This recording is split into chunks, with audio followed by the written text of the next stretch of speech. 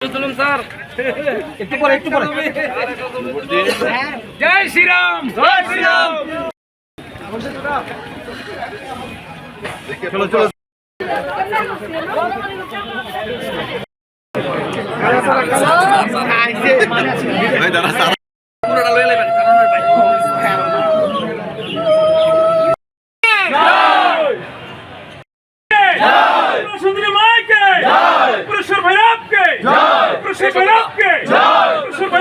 त्रिपुरा श्री मायर आशीर्वाद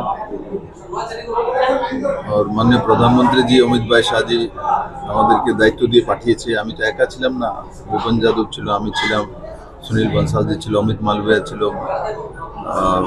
আমাদের পান্ডেজি ছিল, এমন তো সেন্ট্রালের টিম, তাছাড়া আরো অনেক নেতৃত্ব ছিল। সবাই মিলে একত্রিত হয়ে এক দিশাতে কাজ করেছি। সেই দিশাটা হচ্ছে মাননীয় প্রধানমন্ত্রীজির দিশা আর অমিত ভাইয়ের ডাইরেকশন। আর সর্বোপরি আজকের এই পূর্ণভূমিতে বসে আমি পশ্চিমবঙ্গের প্রতিটা মানুষকে সম্মান জানাই, আদর জানাই, সাধুবাদ জানাই, নমন করি যে ওনারা এত বড় একটা জগদ্দল পাথর, কমিউনিস্টের শাসনের পরে মানুষ ভেবেছিল পশ্চিমবাংলাটাকে ডেভেলপমেন্ট করা হবে, তো উনি শুধু ওনার ভাইকেও ডেভেলপমেন্ট করছেন আর কোনো কিছু করেন। পশ্চিমবঙ্গের মানুষ হতাশগ্রস্ত হয়ে গেছিল, এটা কি সম্ভব? আমাকে মানুষ জিজ্ঞাসা করতেন, বিপ্লব দা এবার হবে তো? আমি যখন সকালে হাঁটার জন্য যেতাম, আমার অভ্যেস এক্সারসাইজ করি, প্রত্যেকটা মানুষ ইলেকশনের রেজাল্টের দিন, স্যার সবাই পূজা করে এসছি সকালে, হবে তো দা? স্যার আমি হবে স্যার, এবার না হলে আর আমরা থাকতে পারবো না। এই স্থিতিতে মানুষগুলি ছিল। ইলেকশন কমিশনকে ধন্যবাদ জানাবো যে একটা ফ্রি অ্যান্ড পিসফুল ইলেকশন করিয়েছেন। 93% ভোট করিয়েছে, মানুষ ঢেলে ভোট দিয়েছে এবং বিশেষ করে মহিলারা ওয়ান সাইডেড ভোট দিয়েছে।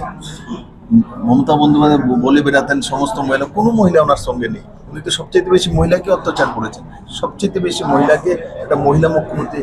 ওনার নাম আমি যেটা আগে বলেছি, এখন আর কোনো মানুষ তার মেয়ের জন্ম হলে তার নাম মমতা রাখে, কারণ এই নামটা এত বদনাম হয়ে গেছে। তো কুল মিলিয়ে মাননীয় প্রধানমন্ত্রীর উপরে ভরসা, মোদিজি মানে ভরসা।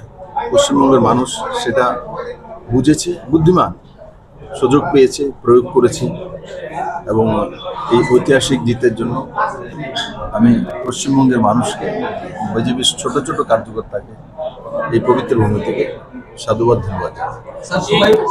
সবাই বলছে বিপ্লব, বিপ্লব তো সবসময় আছে। কমিউনিস্টরা এখানে বিপ্লব ডাকতো, তো আমি চলে এসেছিলাম। এরা তো বিপ্লব দীর্ঘজীবী হও বলতেন। কিন্তু এখানে যে একটা মানে আপনি তো অন্যতম ক্যান্ডিডেট ছিলেন এই নির্বাচন জয়ে, তো ত্রিপুরা থেকে তার একটা নতুন ইঙ্গিত বা নতুন দিশা আসতে পারে রাজনীতি? দেখুন, আমি তো ত্রিপুরাতে আছি, এখানে যেখানে বসে আছি এই জায়গাটার এমপি, আমি মেম্বার অফ পার্লামেন্ট। তো আমাকে তোমরা কম দেখো তার জন্য ভুলে যাও। তো আমাকে, কারণ খালি ত্রিপুরেশ্বরী মা আমাকে আরো কিছু কিছু দায়িত্ব দিয়েছে। তো তোমরা সারা শুধু ত্রিপুরাটা থাকলেই তোমাদের ভারতবর্ষ থাকবে তেমন না। আজকে তো পশ্চিমবঙ্গটা যদি না বেরোতো, পাকিস্তান বানিয়ে ছেড়ে যেত, ওখানে থাকা মুশকিল হয়ে যেত। ভারতবর্ষের কৃষ্টি, সংস্কৃতি, ব্যবস্থা উনি কোনো কিছু মানেন না। উনি সেন্ট্রাল ফোর্স মানেন না, উনি ইলেকশন কমিশন মানেন না, উনি সংবিধান মানেন না, উনি অ্যাডমিনিস্ট্রেশন মানেন না, উনি পুলিশকে মানেন না, উনি সেনাবাহিনীকে মানেন না, কিচ্ছু না। একটা মানে যেটা কোনো উচ্ছৃঙ্খল একটা মহিলা, উচ্ছৃঙ্খল, যেটাই বলি উচ্ছৃঙ্খল মহিলা। আর সেগুলো করে একটা ব্যবস্থিত পশ্চিমবঙ্গের যারা কালচারাল লোক, পশ্চিমবঙ্গে জানা যায় বঙ্কিমচন্দ্রের বন্দে মাতরমের জন্য, রবীন্দ্রনাথ ঠাকুরের জনগণ মনোবিধির জন্য। ভারতবর্ষের মধ্যে কোনো মুখ্যমন্ত্রী জনগণ মনোবিধি যেই মাটিতে রচনা করেছে, সেই মাটিতে পশ্চিমবঙ্গে স্কুলের মধ্যে, কলেজের মধ্যে জনগণ মনোবিধি বন্ধ করে দিয়েছেন। ওনার জয়গান করতে হবে।